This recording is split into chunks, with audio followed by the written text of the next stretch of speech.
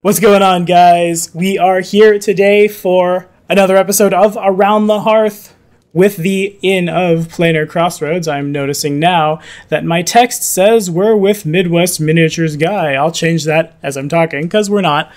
We're here today to talk about that thing we're all talking about, Pathfinder 2nd Edition. This will go live probably like 4 hours after the Wizard video does, and we're going to keep doing these every other week here on the channel.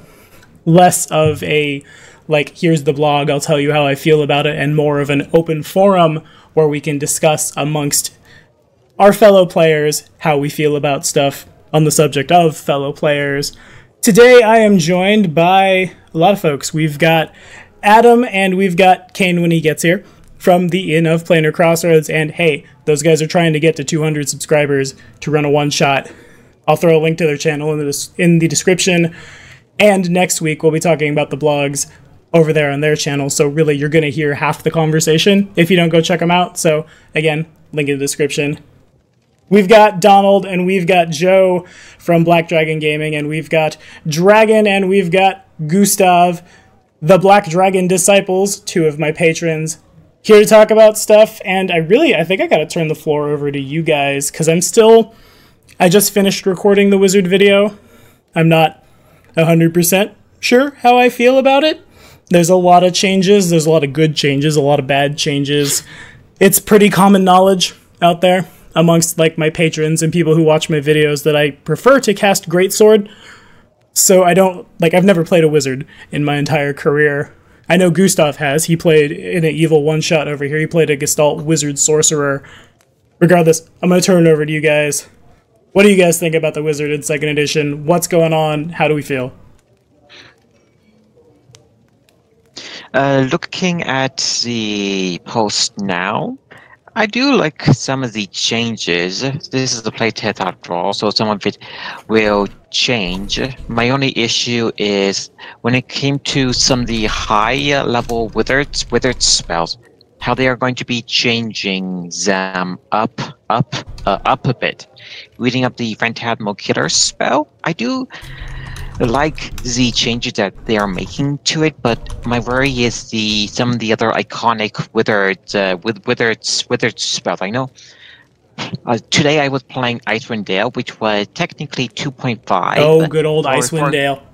So looking at the spells from from 2nd edition 3.5 and then 5th edition, most of these spells are going to be the same, but they are going to be changing a bit. So my worry is how much of a major difference between the edition change there will be. As far as I'm concerned, I think most of the changes are going to be changes for the better. Like Magic Missile, for example, is out the gate, spend more actions, have more missiles, and it scales to, I think, more missiles than you could ever missile at first. It's like on the level of that 3.5 spell, and I can't think of the name of it, Isaac's Lesser and Greater Missile Storm. That spell. That's how many you can get. It says in the post that you could, if you quote, that means you can prepare Magic Missile as a 9th level spell, by heightening it. It's a 1st level spell, so you heighten it all the way up. It costs 2 each time you heighten it. You could heighten it to a 9th level spell and spend 3 actions to cast it for 15 missiles. That's 15d4 plus 1 each. Plus 15, so that's real bad. Plus 15. For the most part, these what would be called as stable spells are pretty good. How they change it. But I'm going to leave the caster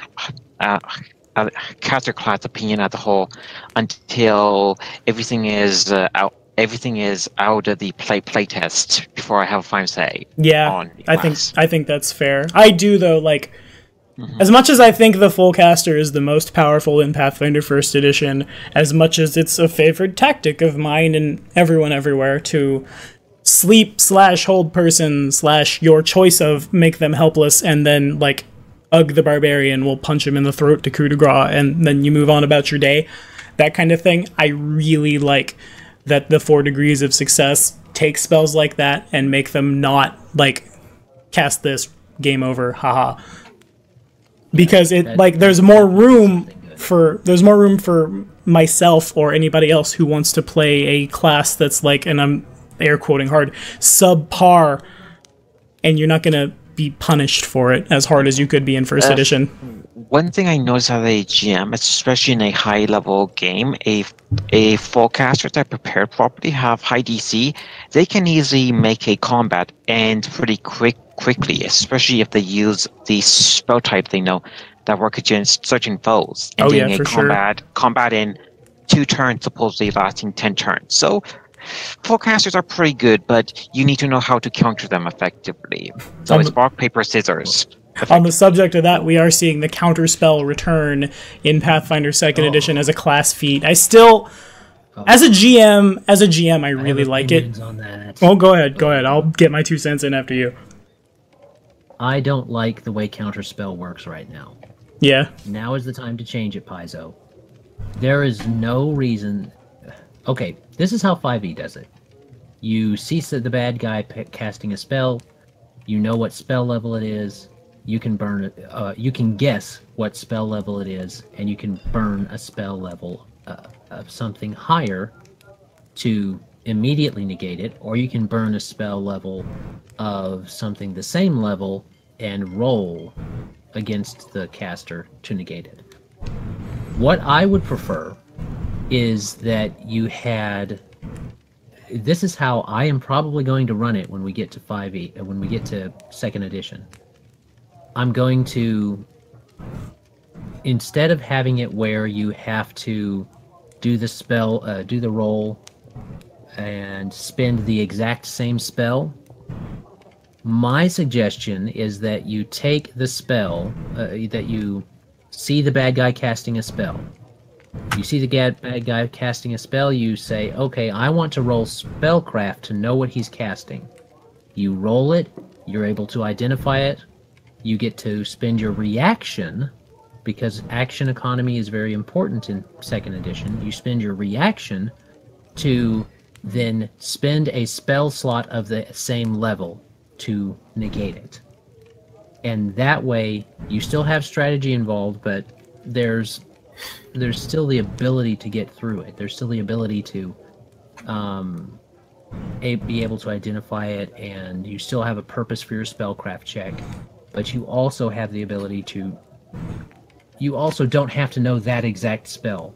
Because if you are a good wizard, you know, a quote, good wizard, why would you know those high-level necromancy spells? Except for countering them. Then it kind of... Not to mention, if your GM is stingy with giving you spells, you're kind of out of luck. Yeah, I see what you mean. Personally, like, as a GM, I've never done it, but as a GM, a lot of times I'll have, like, Blood Ragers or Fighters or, like, something that's not casting so much as it's just big and beefy and killing things. But as a GM, I can counterspell because, like, I can know what my casters can cast because I have GM powers or because I've scryed them or what have you, and I can have that in my back pocket. But I agree, as a player, it's... I will not say useless, because it's not, but it's real close to you're just never going to be able to pop off. I think it'd be kind of cool to, like, I don't know what the opposite school for necromancy is off the top of my head. Are you saying, like red versus blue? Yeah, exactly, pretty much. Like, you would, I'm going to guess conjuration or evocation, one or the other, I have no clue. But, like, if Homeboy's casting some kind of bad necromancy spell, you counter it with whatever, like, the heal spell is. If someone's casting a transmutation, that's whatever the opposition school is for transmutation, that counters that. Just, I don't know if there are opposition schools. I feel like there are schools that do a lot of things that counteract it, but I also feel like there are things that like don't necessarily I feel like there are things that are just concurrent with it mostly. Yeah, opposition schools are, at least as of 3.5, the last time I played a wizard, they are totally a thing. I'm gonna real quick, just so I don't sound stupid on the internet. Well, you have you choose an opposing school when you are a wizard. Oh, yeah. I see. Okay. The only way not the only way not to have the opposition school is to go with the universalist, which it does have its benefits going with that arcane tradition. Yeah, and in second edition, choosing universalist gets you a bonus wizard feat, which is real good. Yeah, Now, yeah. I mean, this is just a Universalist is- harebrained idea. But why not have it like you can cast or use your reaction and just make a caster level check? That's a thought. That's similar to what they do in 5e. You see the baddie casting a spell. In 5e, you can, if you spend a spell of the same level, you have to make a check. I forget if it's, I think it is a caster level check. And you have to roll better than your opponent. I don't necessarily like that one as much because it relies a lot more on the RNG. I feel like if wizards seem intelligent enough to know, hey, this spell is, he's casting a heightened fireball. Oh my, you're watching the somatic and the verbal components, and he's like, oh my gosh, he's casting a heightened fireball up to max level, and I've got to spend my max level slot to stop this. Do I want to stop it, or do we want to tank the damage? And I feel like the check involved for that, though, should be rather egregious. Yeah. Just because if you just have, like, 2 wizards, and they're just, like, pumping themselves up for that, they could just easily shit all over your encounters. Yeah, they do anyway. That's first edition. Well, yeah. yeah, But When it like, comes But to- no one not wants to play a blue necessarily, mage. because what if instead of I don't- spending the spell always, you can, if you beat the check, you get a spell? I don't know if that makes it too strong. well, maybe if you do a spellcrafter check that's a critical success, because there are 4 degrees of Of success and failure. yeah. So on the first degree, you could, what is it? On a success, you could be able to counter the spell. On a critical success, your spell You reflect level, it. You don't have to spend your spell level to counter it. You are able to counter it. On a failure, you fail basically to counter the spell, and on a crit failure, you spend a spell slot thinking you are casting a correct thing, and you are not, and you lose a spell slot, and you have to take the whatever's coming at you. Yeah, I also think spell points could be manipulated there as well, because wizards will have that now. It's something like in first edition, your monk had key points, your magus had an arcane pool, blase blase. Now we all just have flat, like, here's a spell point list. If you can pop a spell point alongside that, that makes it a little more playable. Because again, right now it's just like, you can do it if you'd like, if like we're playing strictly core only, so there's only a few spells. So that way, like, you're that much more incrementally, but mostly not likely to have the same whatever as that guy prepared. But it's just, I don't know, there's a lot of stuff they could change with it. I'm kind of in the same boat as Donald. I will withhold my judgment until, like, the playtest is over and we're full into second edition, and we'll see from there.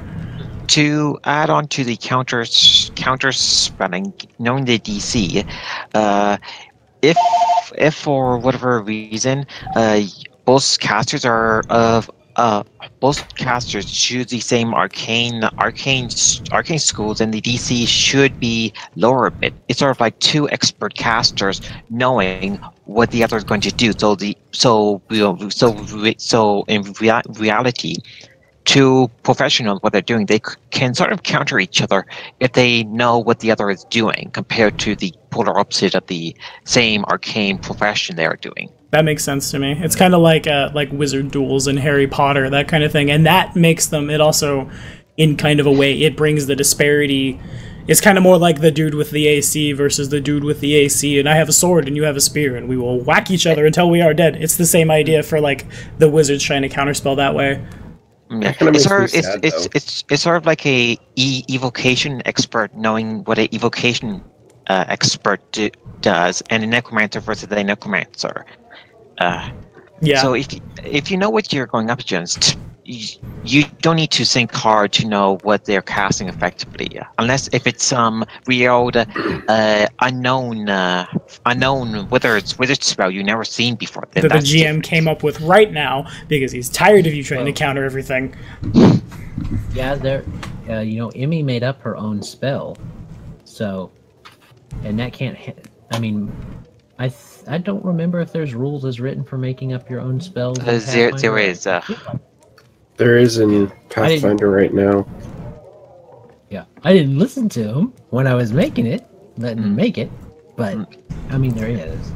I think it's Ultimate Magic have those rules. That sounds right. That's where you'd find them. You'd think for magic stuff, it's probably in that one. It does make me kind of sad though, because I always thought every wizard was their own thing. What do you mean? Like, every wizard's spellbook has their own code. Every wizard's words to cast and body actions are different. They're similar, but they're all unique. And I've always seen wizards as kind of like kineticists. When I first read the lore behind how they cast and all that, about how they just manipulate the planes to do what they want, they're more random than kineticists, because kineticists kind of just are given power, while wizards divine it and work it into being by sheer force of intellect and will. I can follow that, yeah. To kind of satisfy that, you could always have it to where there's the idea that it is, there's several ways to get to 4. You can go 1 + 1 + 1 + 1, you know, and on and on. Or you could go 3 - 2 plus blah blah blah, you know, you can make a bunch of different equations that lead to 4. And if you're a skilled mathematician, or in this case, a wizard, yeah, you can start to see where they're going with their train of thought, where they're going with their numbers, and you can start to counter it. So that may satisfy how you're feeling about it. All the wizards turn into that meme where you see the people like, look at left, here's an equation, look right, here's an equation. But that may all of a sudden it's an edutainment game. One thing to add, when it comes to wizard tomes, it is sort of implied that the caster writes the spell in a given tongue. So if you don't know it, you cannot really use it. So yeah, so that can be part of the formula as well. But in Pathfinder First Edition, why is there the cantrip read magic? Oh, yeah, that is a thing, isn't it? Yeah. This is how many wizards I play. It's true. I mean, Pathfinder doesn't have a specific like magic. The tongue of magic. Yeah. There's no ancient elven magic. In my homebrew, it's kind of Draconic is the language of magic, but 3.5 it was Draconic. Yeah, neat. That's where I got it from. Nice. But that aside, I've never liked the Vancian system in the first place. I prefer much more a slot system or a mana pool system. And this is kind of like mixing Vancian magic with a mana pool system. You still have to prepare spells, but you get spell slots, but you get spell points and spell slots, and you can do stuff with them, which is fine. I'm willing to compromise in that. Yeah. So do you like Sorcerer better than Wizard? I do. I like Sorcerer. I won't say that I like them better, but like the first thing I ever played in 3.5 was a Sorcerer, and that's like, I've said it a million times, here's 1,000,001. My channel, Black Dragon Gaming, is named after a Black Dragon disciple I made in 3.5. I made him originally as a Sorcerer because like 19-year-old Tommy really liked the, like, I don't need to read books, I have power because I just have power, look at me go. And that was me. Present day, I like the wizard. Not a bit of catharsis in that. Not a bit of catharsis. Oh yeah, no.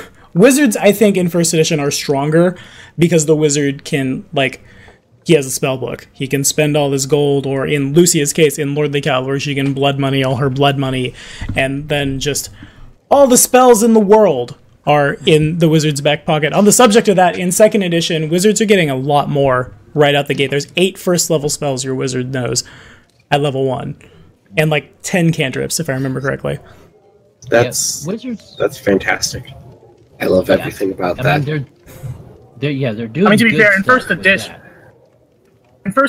that. most of my wizards, and I realize I've played about 85% wizards in Pathfinder. Fair enough. I'm glad we have you here then. I am known for playing wizards to the point where I think I posted a picture of this in a chat a while back of me wearing a wizard hat. Maybe I just... Yeah, you sent that to me when you said you were going to play a Gestalt Wizard Sorcerer. All the spells, and then here's you with the hat. That hat was given to me by another player. Nice. Good stuff. For a player who play half of my characters, wizards. If the GM knows wizards well enough, there are many ways to counter a wizard by damaging their wizard's tome, by sabotaging their magical ingredients, or even just taking the wizard's tome. Yeah. Well, we don't know yet how they're going to work that. Joe and I were talking ahead of time, and we were talking about how these still feel like classic wizards, which is fine. But we don't know yet how they're going to do their books. They say they're still sticking with Vancian, which means you have to memorize the spells each day, because the knowledge is seared from your brain when you use it. And while that sounds cool in one sense, there's absolutely no the only mechanical thing that changes with that is that you lose your spells each day, and you have to go back and learn them. I mean, there's no like effects on you as a character otherwise. You would think if you keep getting lobotomized of your spells each time you cast one, something would happen to your brain. You would think, yeah. Did you ever read Dragonlance? Isn't there a spellcraft check to remember a spell, though? There are feats. I know that. I thought I remembered something like, hey, if your spellbook gets stolen reading a wizard guide, remember this rule and shove it in your DM's face saying, I'm still a wizard, I do what I want. I do what I want! I don't remember so far. Go ahead, Gustav. For recovering spells you've already used. I do remember any spell you still had prepared, you could then forget by rewriting it into another spell book. Right. You can say, like, if you lose your spell book, you're not totally out of luck. You can, the ones you still have prepared, they're still in your mind. So you can still have those, to my understanding, but you can't just get that. You can't just get all those spells back, and I'm not sure how they're going to handle that in 2nd edition. We'll have to see with the full class. In 2nd edition, it looks like there's going to be, there's meta magic feats you can take, or actually, let me just bring the blog back up. There's some stuff for it that you can get spells back. The meta magic feats were called, I don't remember what they were called off the top of my head, because they're not called, like, X spell, like the meta magic feats of yore. They're not called meta magic whatever. They're just called whatever feat. It was called... Yeah, that looks fun. That solves the problem of, like, if you want to be Stealthy sneaky... spellcasting. Yeah, oh yeah, that's great. That's really strong. I remember how many times we jury-rigged some sort of rule to try and figure out how we would do that. Like, do I need silent spell if I just whisper really loud when I'm casting? It was like... Fireball your face, haha! Where is that I feel like silent spell really helps in that, but it's still just like trying to cast it like on the DL is impossible when you're like, run for torches! Just like in the middle of a street. Even with a silent even with a silent still spell in 1st edition, there's still like the magic goes around your head, and there's still an effect that happens. You're still flailing. With a still spell, you're not flailing. With a still spell, flailing. There's just like you get that little like foof of magic. This came up. Yeah, I mean is you're still like you're super like standing out to everyone else who's watching. Yeah, for sure. And this came up a lot with me, especially because I read it wrong back in the day with psychic casters. I thought that like they didn't provoke and you didn't know because I don't say a word or make hand gestures at you. But there's that thing. There's the poof of magic, and now we have just straight up. There's a meta magic feat right there. Still looking for that. It was called like Conservation Spell was the one. Conceal Spell and Focus Conservation. Focus Conservation, that's the one, yeah. You can conserve your spell that you have in your bond, which actually brings us to the idea that you can't have a familiar without a feat. I really like that because, like, I don't. As much as I like familiars, and when I play casters, I will have familiars. In a one shot over at the Inn of Planar Crossroads, I've played a fighter with a familiar he's used as his mount through the Mauler archetype, and it's been super fun. But there's a lot of people out there that don't want to micromanage that second character sheet. They don't want the extra bookkeeping. That's what the familiar handbag is for. But you still, the stats are there. The stats exist. You have to know what the familiar does. It ticks up, or you miss out on the stuff it gives, and it's extra steps for the guy who doesn't want that extra step. Now, granted, I always want that extra step. I want to have, like, I'm torn between whom I'm playing in the one-on-one, or one-on-one, in the in-person in St. Charles. I'm either playing my Black Dragon Disciple as a Magus, or I'm playing my Chosen One Paladin, who has a hair familiar for the +4 to initiative. It's real good. But again, there's people out there that, like, they don't want that. I mean, if you're playing a wizard, you're going to have to do bookkeeping. It's just a thing.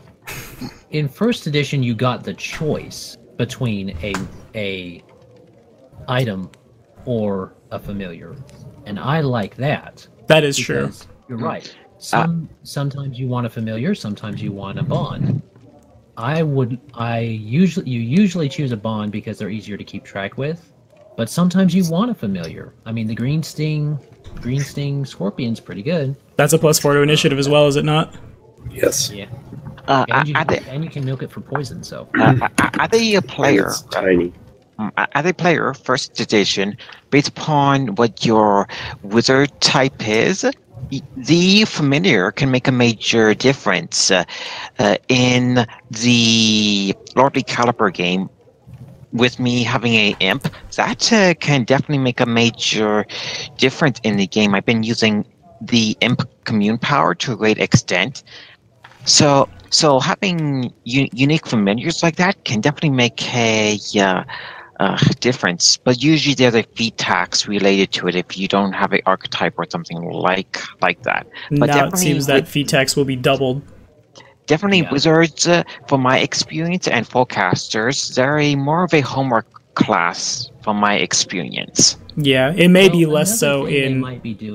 It might be less so in second edition because, again, we're getting so many spells handed to us right out that the wizard might not... Well, you probably will. You'll probably still want to spend all your downtime gold getting all the spells you can together forever, but you're going to get so much more right out the gate that, at least at first, it's not as necessary. One thing that kind of terrifies me, just because of the way I enjoy playing my wizards, is I don't see anything on crafting. Now, the thing about crafting is, crafting in second edition is everybody can do it. In second edition, the fighter can go make a magic weapon, the rogue can make magic armor. So it's you imagine it's about the same. Magic armor. He makes quality. No, there's a feat for it. There is a feat where the fighter can make magic weapons. I don't remember. It's called like Magical Crafter or something like that.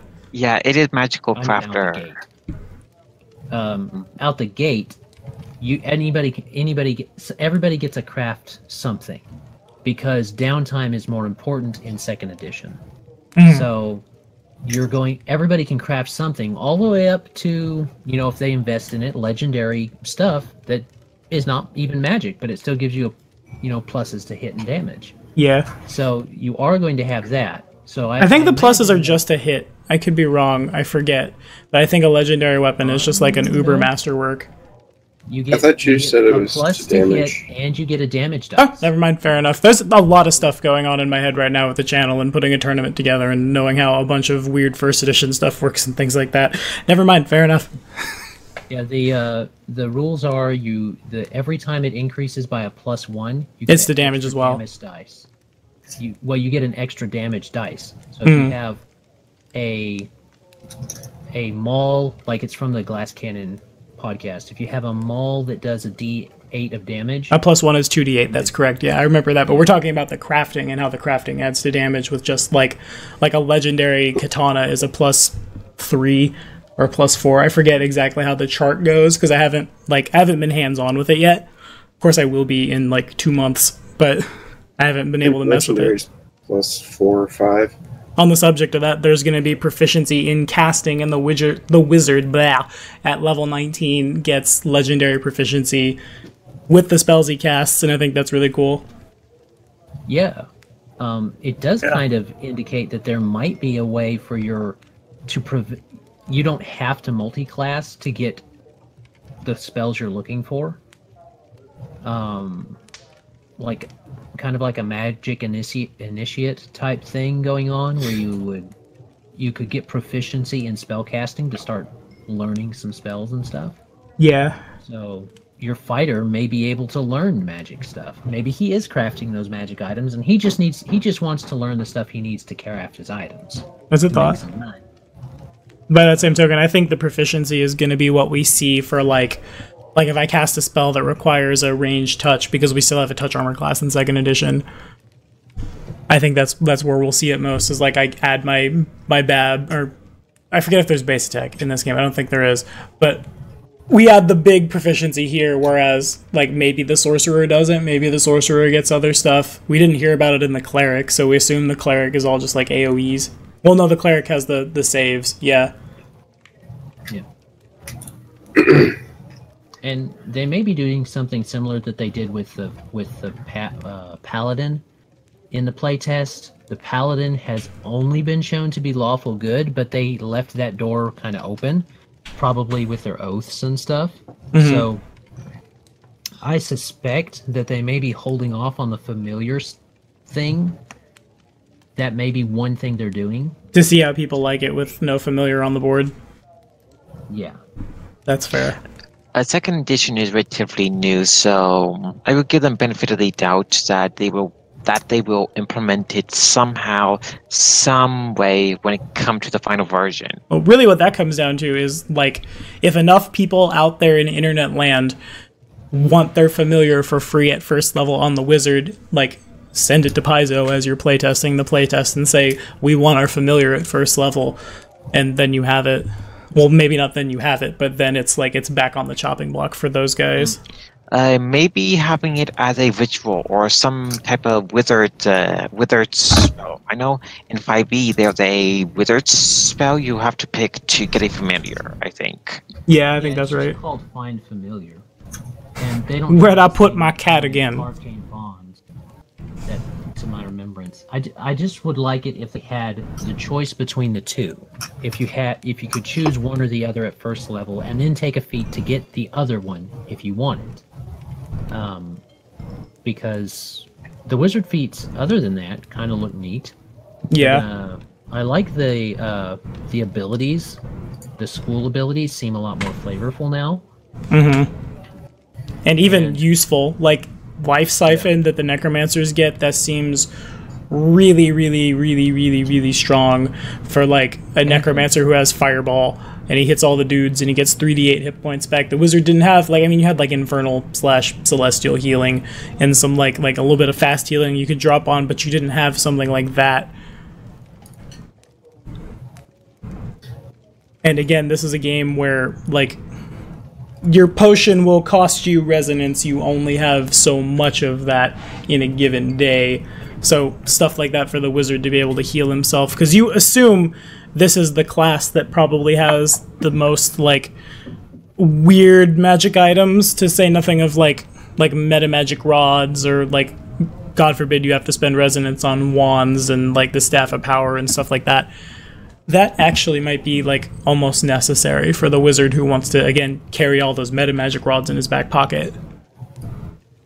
Oh, I wonder if they're going to try and if they're going to change the bard to where he's the one with the most resonance, so that he becomes a lot more viable. That would be interesting. Man, bards are viable now, just because we all watched Dexter's Lab and I unsheathed my deadly mandolin that episode, and we all learned to hate bards as 90s kids. That doesn't mean they're not real good. Well, bards are good at a lot of things. They're just not great at anything. Oh yeah, they are. They're still a 2/3 caster. They still have illusion magic. They still have, like, timely inspiration, and they buff the whole squad or debuff the whole other squad. And they have Arcane Heal. That too. Yeah, they have Cure Light Wounds. Pretty good.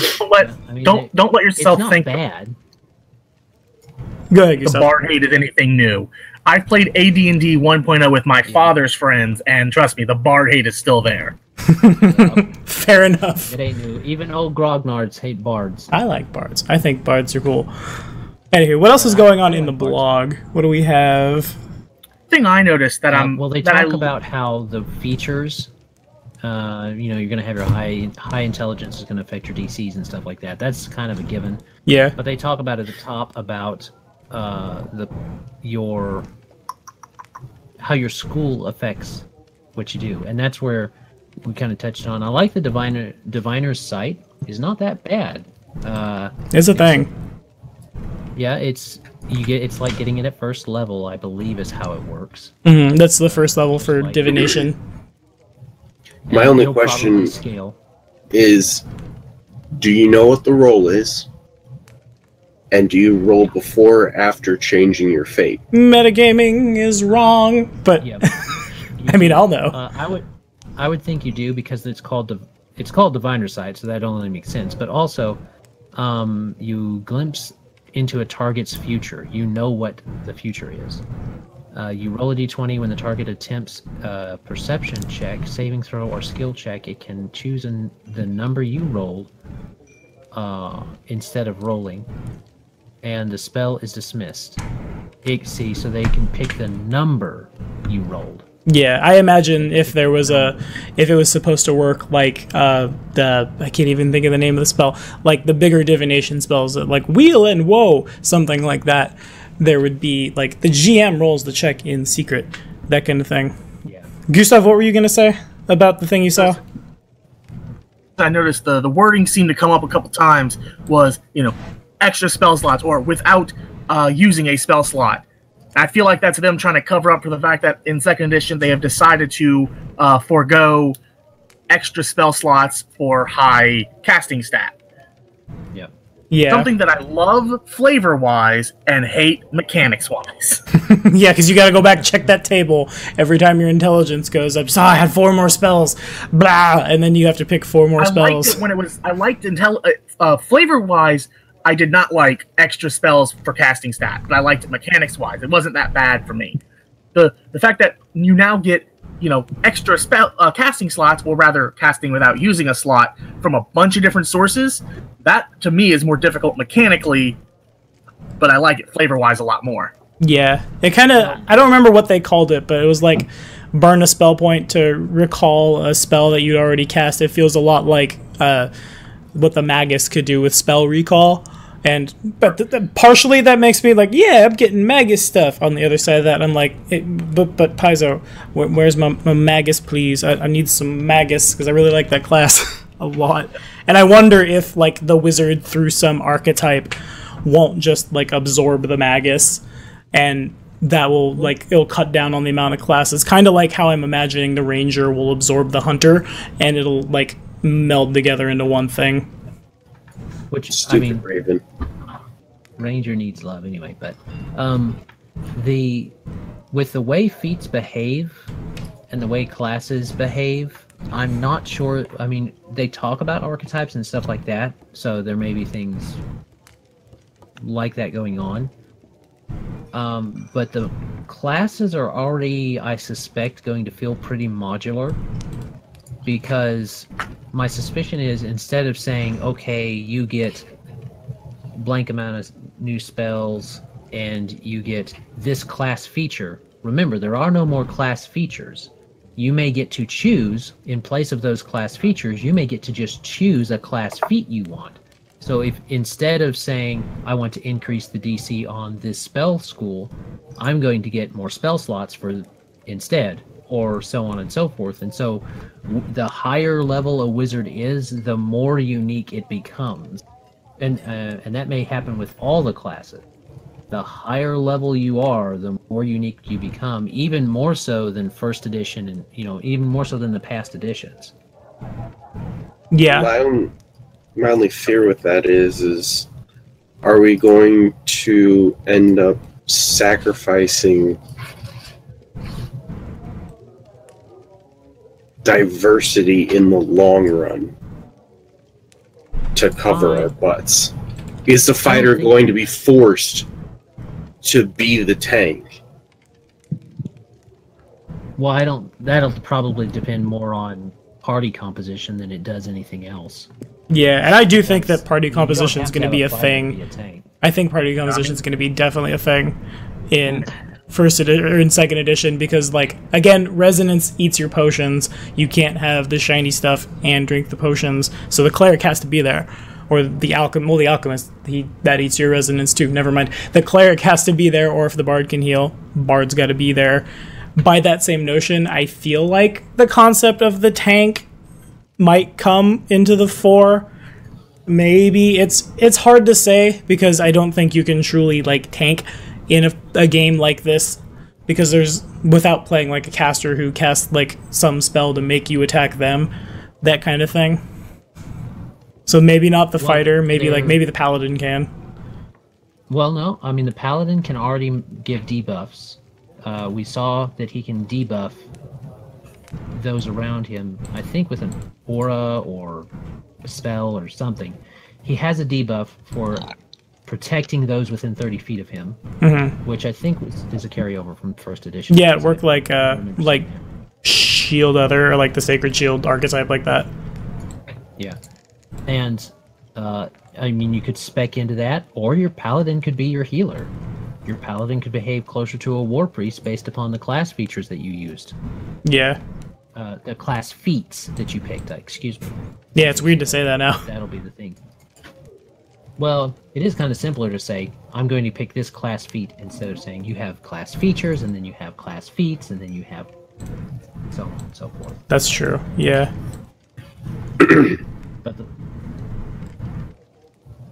But I don't think, with only the DC of the spell being influenced by the... Oop, we lost somebody.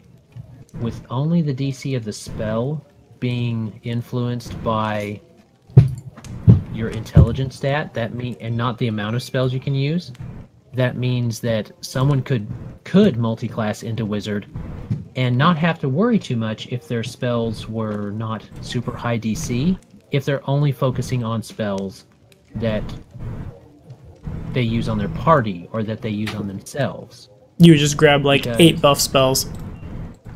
Yeah, you could turn yourself into a bard then, if you didn't want to be a bard. Or you could... I do want bards to be cool, so... Bards, as a GM, is one of my favorite classes. You can do a lot with them, just like the rogue how you make them. Yeah, that's definitely true. I really like bards. But that's a topic for like 3 weeks from now when we get our hands on bards, which I'm excited for. I'm excited for all the classes for real because a lot of them feel like I feel like there's been some fixes on things, but it's still pretty close to home. It is weird that I don't get a familiar as a wizard just right off because I'm so used to it. But it's also nice that I'm not. And again, for the players who don't want to babysit their cat, dog, green sting, scorpion, goat, or like dodo bird, I don't know what you picked, but if you don't want to like babysit that in the dungeon, then that's a thing. Or maybe like that's not your kind of wizard. If you don't want to babysit it, just buy a familiar satchel like Emmy did. Yeah, but there's also other things that can happen, Adam, with that satchel. If I remember correctly, first and second edition D&D, you didn't get familiar, or if you do, you had to go through the means to get one. It wasn't until third edition 3.5 you begin to have access to one right away. I have no idea. Yeah, but familiars then were like actual creatures, not scaling things with you. The idea of a wizard with a homunculus is just very, very classic. So trying to turn it into... unless they make it where familiars are actual creatures and not scaled down creatures, then I'm okay with them saying, you know, you need a feat for that. Like if you get a full, like, if a homunculus or you get an actual fox that matures up without having to worry about it, or you get an actual imp that you don't have to worry about. Like a true animal companion instead of that would be cool. Whatever familiars are now. Yeah, you get an actual pet and not a... Not something with half your hit points, your saves, your base attack, your skills, and like it has scent probably, and you have alertness because of it. Don't give us a list.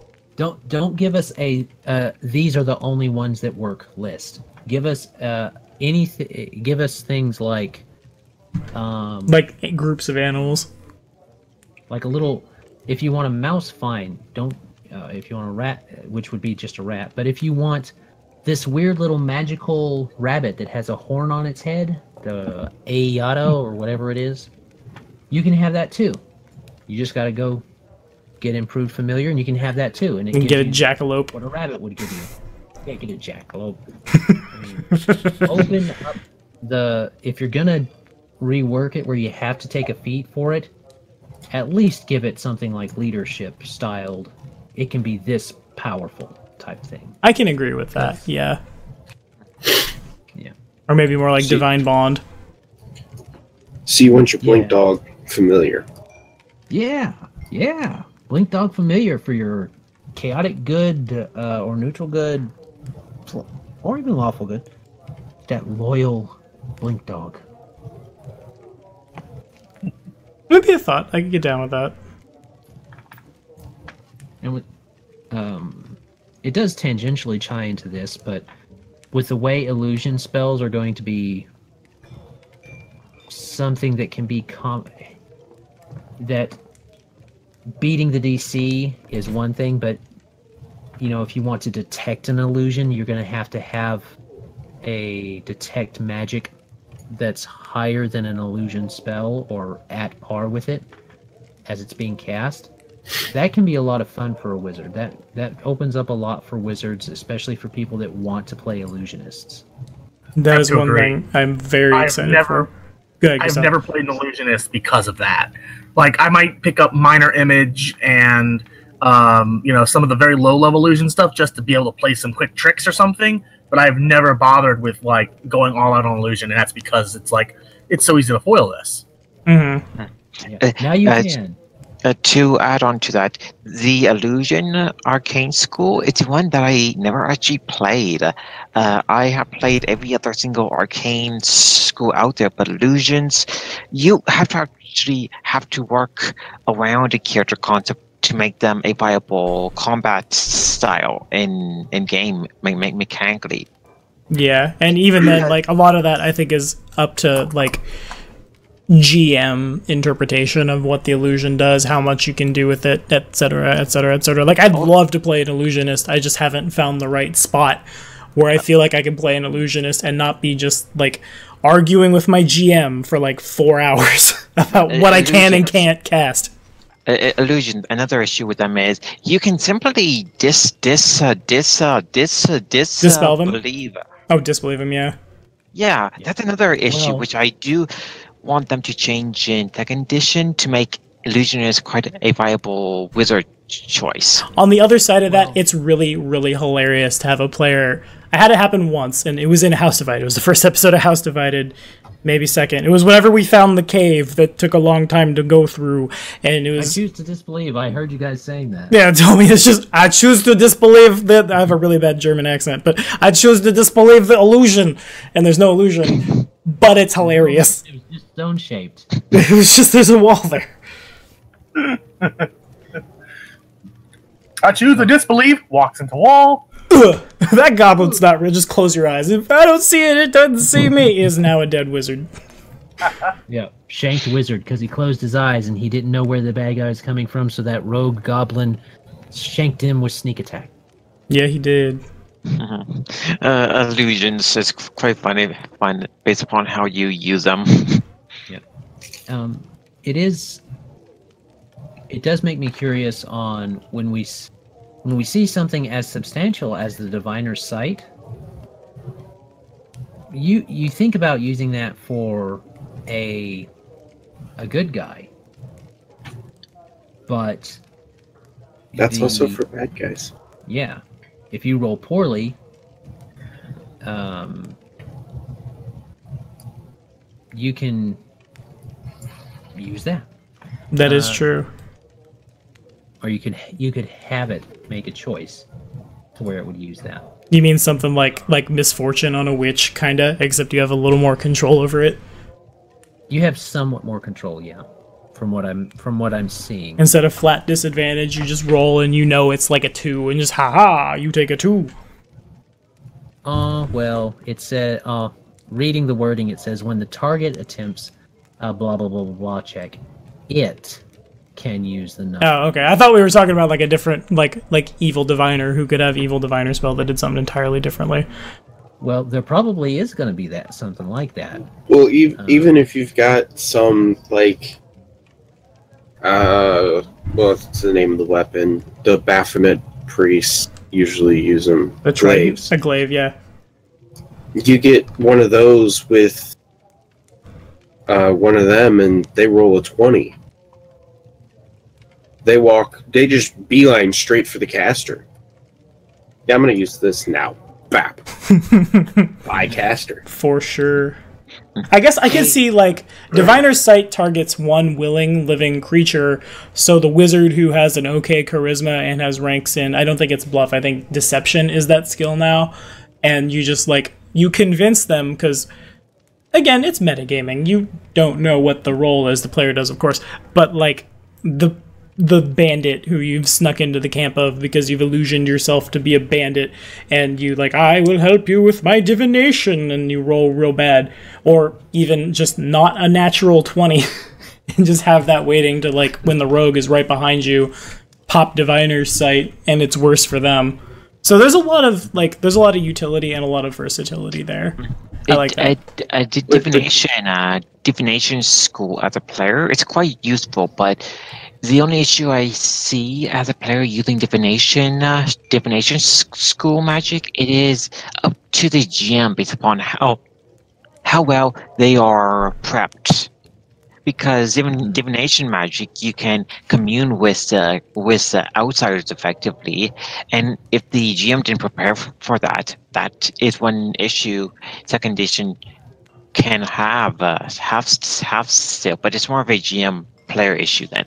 And that is part of the reason why I'm really happy that Lucia, and through Lucia, Donald always sends me their divination questions like 3 days in advance of the session, so I can sit and I can think about this. The good thing about the imp commune power, it's reset every 7 days, so I have that time. 2 months of downtime. Here's 25 million questions, Tommy. You have to answer them right now. I don't know. Well, something with the divining things and communing is you're still contacting somebody else, and they only know what they know. So it can be, as a GM, you can be both either lenient, middle of the road, or really jerky about it. Why is this outsider worried about what's happening on the mortal plane? Are you specifically contacting one that's actually paying attention to what's going on there, or are you just like popping into some random? So you're talking to some random angel who's just up there in either heaven or traveling through Elysium or something like that, and he's just about his day. You contact one of the guards in the city, and he's like, "Who's talking to me?" I am imagining now in heaven the angel get a cell phone call. Yeah. What? He's just standing at the gate, and you're like, "Hey, is this thing going on in Cheliax going to work out?" Hey man, does the Holy Chelish Empire really worship Sarenrae? Well, at that point, the outside would be like, "What?" That might happen, but is it going to rain on Tuesday? Mortal, I don't know. He's like, dude, Cheliax is worshipping Sarenrae now? I didn't even know, man. Yeah. I sometimes think what outsiders think of the mortals asking them silly questions like that. Silly mortals and their silly questions. So we're at 53. Yeah, for sure.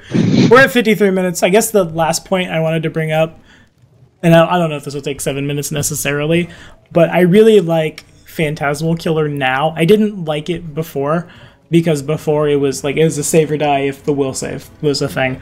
But now there's a little more going on with it. Now, even if they fail the save, like they'll take damage. The critical fail might, like, there's a fort save after the critical fail, so there's that buffer there. But even if, as long as they don't crit the check, they're still going to be frightened for a round. Yeah. That feels really good. True. Phantasmal Killer and certain spells in first edition, that is DC dependent. If you don't beat the mark, terrible things happen. I do like these changes. Yeah, because now it's if you miss the mark, or like somebody rolls well pending that critical success, like there will still be reward for you. It's not just like, well, I wasted my turn. All right, sorry, fighter, I didn't paralyze or put him to sleep or whatever. I'll sit on my hands for 6 seconds. That kind of thing. Yeah. Something I forgot I wanted to bring up. It bothers me they still haven't brought up scrolls at all. Oh God, they haven't, have they? Yeah. They're probably waiting for the crafting thing, for their crafting blog they put out. That would make sense. Looking at the post, it seems they are on topic for each one. So all of the crafting things will fall under the crafting post. Yeah, or maybe they haven't. Better give us something to craft. They will. I think it would be neat if they gave you the choice of crafting. You know, you pick something as a wizard, either a wand, a stave, or a scroll. Because I never made a lot of scrolls as a wizard. So. Donald scoffs at you from Canada. Making scrolls, it requires a lot of downtime, but based upon how much downtime you have, that can definitely make a major difference in combat, especially with all the evocation spells wizards get. Oh yeah, I mean, I see the value of it. I see the value. I wanted to make scrolls, but we never had. You never had that free time to do so. Yeah, it's free time really hard to do it in the base game. Yeah. There's literally 3 of their adventure paths that it's even kind of useful. Yeah, because some of them take 9 years. You can do it in Rune Lords. Rune Lords? Rune Lords. When it comes to Kingmaker. Yeah, Kingmaker's got it. Definitely. And then what's the third? Wrath of the Righteous. There's downtime in that one too. Kind of. Well, I mean, Tommy, just think about it. You've played, what was it? The one in Isrin or with Baba Yaga? I've never played Reign of Winter. I've read a lot of Reign of Winter, but I've never played it. It's really fun. I've borrowed a lot of spoilers from Reign of Winter to spoilers at my players. I know it's like a 10-year-old adventure path, but damn it, some people haven't played that and they're just being exposed to Pathfinder. I refuse to spoilers. As a player, the only adventure path that I ever played was Rise of the Rune Lord, and it was only the first book. Yeah. Besides It's worth that, a play. Rune Lords is pretty fun. Besides that, I never ever played adventure paths.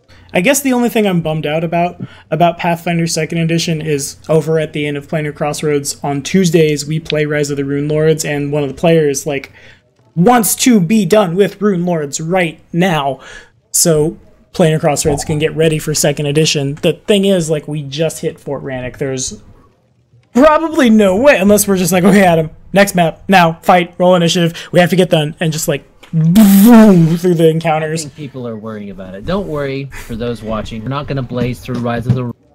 That don't worry should go to your Orc Hunter, because I would be upset, because I came in after viewing you guys, and I was like, this is a good party, I went to adventure with them, and now we're just sprint through it. That is neither here nor there. I couldn't make you guys sprint through a dungeon, thanks you very much. I couldn't force you guys to do that. You could. My homebrew. Yeah. We'll play in my homebrew in second edition. It'll be sweet. Comes out. So we are at... Good. Played Rune Lords for a little over 2 years. Just completed it like 2 months ago. Nice. Amazing. Yeah. This is something to add for crafting. I want the crafting rules to be altered so it is viable for wizards to make magic. For wizards to make to make the necessary withered scrolls. As currently, crafting rules for first edition are not that great at times, especially if you don't have all the required downtime. Yeah, it's the time. That's the thing. The spellcraft checks are ludicrously easy to pass. If you're listening, Paizo, Like a level 11 wizard. At least make it, Paizo, if you're listening, to where we can make money off of our spell scrolls. Because it's... Can you not now? No. It's not really. Not even potions make you money. Dang. There is one way that I know of to consistently make money off of magic item creation, and that's Spark of Creation, and there's another trait that if you're in one city, and only one city, you get a 5% also decrease. So essentially you get 5% of 5% of the item off. And there's also a campaign trait, I think, for Rune Lords where you can sell for 60%. Yeah, that's the other one. That's the other thing. Looking at you, Mazes. Play a crafter. And Mazes. live in Sandpoint. Mazes. You live in Sandpoint anyway. That's the only spoiler I know about Rise of the Rune Lords. Because you go all over the places, and it's like, what should I know for Rune Lords? Like Sandpoint. You like Sandpoint. You like Sandpoint. Okay, got it. Sandpoint's cool. There are worse towns. Yeah. Occasionally trek to Magnamar. The only item that you can make a lot of money, but you do need the capital first, it is magic items. Yeah, and you need... Once you get there, again, it's ludicrously easy to spit out those items, but it's 1 day for before feats. It's 1 day per magic items, and you don't even need the spells, Adam. It just buffs the DC by 5, and that's, again, it's ludicrously easy. You don't even need the feat, if I remember correctly. You can just, Wait, so you can make a golem without having the spells? Correct. You can make a golem without having the spells. However, constructs are the worst thing to create. Oh, I agree. Bar none. Yeah, that's what I've heard as well. It's the only magic anything that has caster level requirements. Except for a few other random, useless also things. Constructs, to add on top of that, usually require, based upon what type you're making, either a year or more than a year. So it's not a viable tactic to make them unless you have that downtime and money to burn. Yeah, Or you're making utility animated objects. Best thing we ever made, animated ship. Flying ship. Animated flying ship. That was awesome. That seems good. Anywho, we are over the hour mark, so we are going to get that sign-off going. Again, we'll be doing this next Monday, and Gustav, Dragon, if you want to join us, I'll get you... Well, the Hangouts link will be in our Discord for you to jump in, and we'll cover... I guess, real quick, I'll say that monsters have different stat blocks, and the different stat blocks are cool and interesting and easier to read, but what happens if I make that an NPC? Or, I don't know the total strength score. What happens with the poison? What do I drain? I don't know. There, we covered that one too, Adam. Congratulations. Next week, we'll cover at IOPC whatever comes down on Friday and whatever comes down on Monday. And again, guys, you're only getting half the conversation unless you drift over there. Again, IOPC will be in the description. Thank you guys so much for watching. Thank you to the patrons, to Joe, to Donald, and Adam for coming and hanging out with me for an hour. Be sure to like and subscribe for more videos, and we'll see you next time. Say bye, guys. Adios. Bye. Donald, you did it wrong. It came off round. Do it again. Bye. No, you gotta, where's the, Bye. There it is. All right, now I can sign off.